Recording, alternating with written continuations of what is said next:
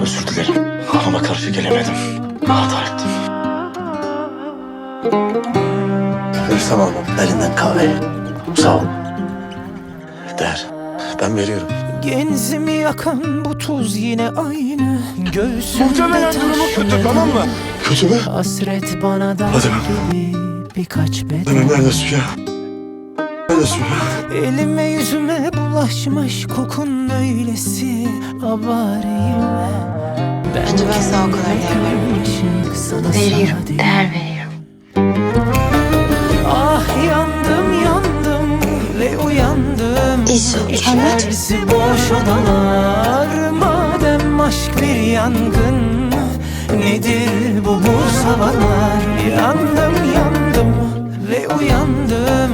İçerisi boş odalar. Madem aşk bir yangın, nedir bu havalar?